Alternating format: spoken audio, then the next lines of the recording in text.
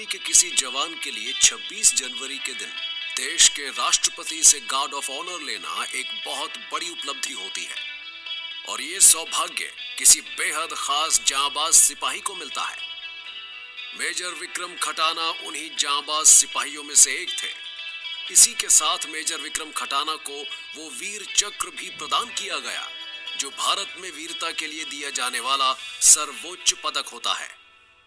और अब एक बहुत बड़ी जिम्मेदारी पाने के लिए मेजर विक्रम खटाना भारत के रक्षा मंत्रालय के मुख्य रक्षा सचिव के सामने मौजूद थे, जो उनसे कह रहे थे, तुम्हारी जांबाजी, तुम्हारी देशभक्ति और दुश्मनों पर कहर बनकर टूटने का तुम्हारा जज्बा देखकर स्वयं माननीय प्रधानमंत्री जी ने यह सिफारिश की है कि हम ऑपरेशन पाक साफ नाम के मिशन को तुम्हें सौंपें। मेजर विक्रम खटाना बहुत संतुलित शब्दों में बोले, thank you sir, it's my pleasure. क्या मैं इस ऑपरेशन पाक साफ के विषय में कुछ जान सकता हूं? कुछ नहीं, सभी कुछ जान सकते हो। इतना कहकर मुख्य रक्षा सचिव ने एक फाइल मेजर विक्रम खटाना के सामने रखी और बोले, इस फाइल में ऑपरेशन पाक साफ से संबंधित हर इंफॉर्मेशन मिल जाएगी और उसे कैसे इंप्लीमेंट करना है उसके ब्लूप्रिंट्स भी मिल जाएंगे। लेकिन सरसरी तौर पर हम तुम्हें बता दें कि इस ऑपरेशन का नाम ऑपरेशन पाक साफ इसलिए रखा गया है क्योंकि इस ऑपरेशन के बाद पाकिस्तान के जितने भी नापाक इरादे हमारे देश के विरुद्ध हैं, या तो उन सब का सफाया हो जाएगा या खुद पाकिस्तान का सफाया हो जाएगा। इस फाइल में मौजूद हर एक इंफॉर्मेशन कई बरसों की कड़ी मेहनत और कुर्बानियों के बाद रॉ के एजेंट्स ने इकट्ठा की है।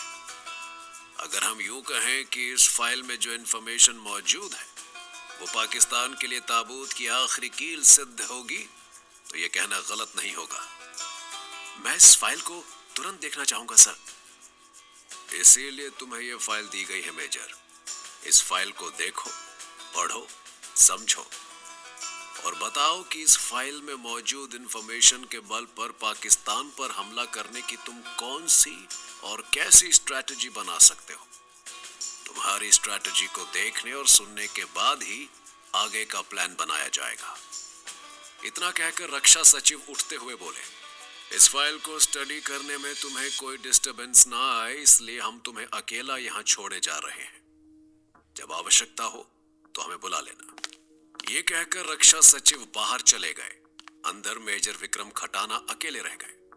ऑपरेशन पाक साफ नाम की उस फाइल के साथ जिसका पहला पेज पलटते ही मेजर विक्रम खटाना की आंखें चमकने लगीं। ना सिर्फ चमकने लगीं बल्कि बार बार झपकने भी लगीं। और जैसे जैसे उनके हाथ उस फाइल के पेजों को पलट रहे थे वैसे वैसे उनकी आंखों के झपकने की रफ्तार भी तेज होती जा रही थी। अगले ही पल मेजर विक्रम खटाना के हलक से निकलकर एक छोटा सा कैप्सूल उनके दांतों में फंसा नजर आने लगा और उसी के साथ मेजर विक्रम खटाना ने एक बार फिर ऑपरेशन पाक साफ की फाइल का अवलोकन करना शुरू कर दिया। अब जैसे जैसे वो फाइल के पेज पलट रहे थे वैसे वैसे उनके दांतों में थमे कैप्सूल से कोई द्रव्य निकलकर फाइल के पेजों पर स्प्रे हो रहा था और मेजर विक्रम खटाना की हरकतें बता रही थीं कि यहाँ कोई हंगामा होने वाला था। जबकि ठीक उसी समय जम्मू बेस हॉस्पिटल के सीएमओ के रूम में हंगामा हो चुका था। ये आप क्या कह रहे हैं सीएमओ साहब? कहीं आपको कोई गलतफहमी तो नहीं हुई है? सीएमओ के सामने बैठे base commander chief Suresh Rana हैरानी से बोल रहे थे। गलतफहमी मुझे नहीं, आपको हुई है राणा साहब। सीएमओ बर्फ से सर्द शब्दों में बोला। पहली गलतफहमी तो यह कि मेजर विक्रम खटाना के रमेश खटाना नाम के जिस फादर के बारे में आप बता रहे हैं वो आपके पुलवामा आर्मी बेस पर कल रात पहुंचे थे। ये सही है कि रमेश खटाना जी हार्ट अटैक की 3rd स्टेज पर मौजूद हैं और हमारे हॉस्पिटल में एडमिट हैं। लेकिन 3 दिन से उनकी हालत इतनी ज्यादा खराब है कि वे अपने बिस्तर से हिल भी नहीं सकते। वो हॉस्पिटल के आईसीयू रूम में भर्ती हैं। तो फिर वो यहां से 244 किलोमीटर दूर पुलवामा मिलिट्री बेस पर कैसे पहुंच सकते हैं? ओह माय गॉड। और आपकी दूसरी गलतफहमी, जिस बेहोश मरीज को आप 60 वर्षीय रमेश खटाना के रूप में बेस हॉस्पिटल लाए हैं उसकी उम्र असल में 30 साल है और मेरे ख्याल से वो रमेश खटाना नहीं बल्कि मेजर विक्रम खटाना नाम का उनका वो बेटा है जिसकी तस्वीरें मैं आजकल टीवी और अखबारों में देख रहा हूँ। क्या कह रहे हैं आप? अब तो base commander chief Suresh Rana अपनी सीट से ही उछल पड़े। सीएमओ आगे बोले, that's reality mister Rana, I am very sure. वो मेजर विक्रम खटाना ही है जिसकी पीठ पर 2 ऐसी माइक्रो नीडल्स पाई गई हैं जिन पर जो केमिकल लगा हुआ है वो आदमी तो क्या, हाथी को भी पलक झपकते ही बेहोश तो कर ही सकता है, साथ ही उसे कई दिनों तक होश आने से रोक भी सकता है। Oh my god, major Vikram Khatana यहाँ बेहोश हैं और उनके फादर रमेश खटाना आईसीयू में एडमिट है। तो फिर वो, oh my god, oh my god. ये कहते हुए base commander chief Suresh Rana मेज पर रखे हुए अपने मोबाइल पर चील की तरह झपटे।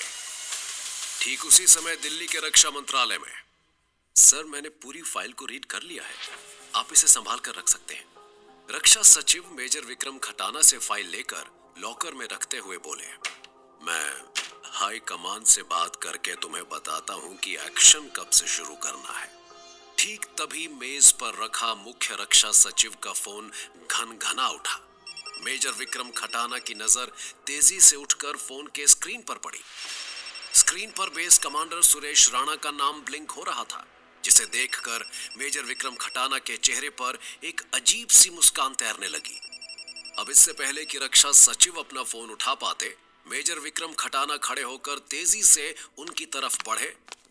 उन्हें अपनी तरफ बढ़ता देखकर रक्षा सचिव बोले, क्या हुआ मेजर? सर आपको शायद मालूम ही है कि मैं अपने पापा को किस पोजीशन में छोड़कर आया हूं। आपको देखकर मुझे अपने पापा की याद आ गई। मैं आपके पैर छूना चाहता हूं, इजाजत है? I understand. और फिर तुम्हारे जैसा जांबाज सिपाही हमारे पैर छुए तो ये तो हमारे लिए गौरव की बात है। Thank you sir.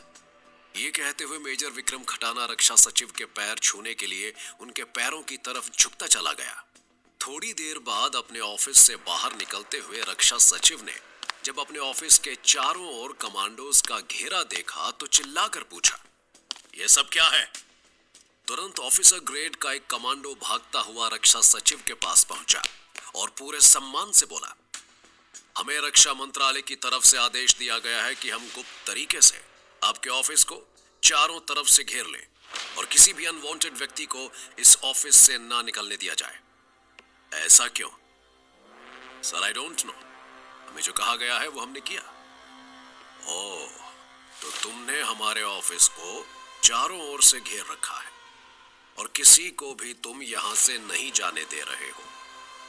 हमें भी नहीं जाने दोगे? कैसी बात कर रहे हैं सर? आप कोई अनवांटेड पर्सन थोड़ा ही हैं। आप रक्षा सचिव हैं, आपको कौन रोक सकता है? अगर ऐसा है तो please don't waste my time. हमारे एस्कॉर्ट्स और हमारी गाड़ी बुलवाइए। हमें तुरंत रक्षा मंत्री साहब से मिलकर वापस यहाँ आकर यहाँ की सिचुएशन को समझना भी है और उसे संभालना भी है। अभी लीजिए सर। ये कहकर उस ऑफिसर ने एक तरफ दौड़ लगा दी। 1 मिनट से पहले ही एस्कॉर्ट्स और उनके बीचों बीच घिरी रक्षा सचिव की स्पेशल बुलेट प्रूफ एंडेवर गाड़ी रक्षा सचिव के सामने आ पहुंची। अपनी बुलेट प्रूफ गाड़ी में बैठते हुए रक्षा सचिव ने अपने ऑफिस की तरफ ऐसे मुस्कुराकर देखा जैसे वो उसे हमेशा के लिए अलविदा कह रहे हों।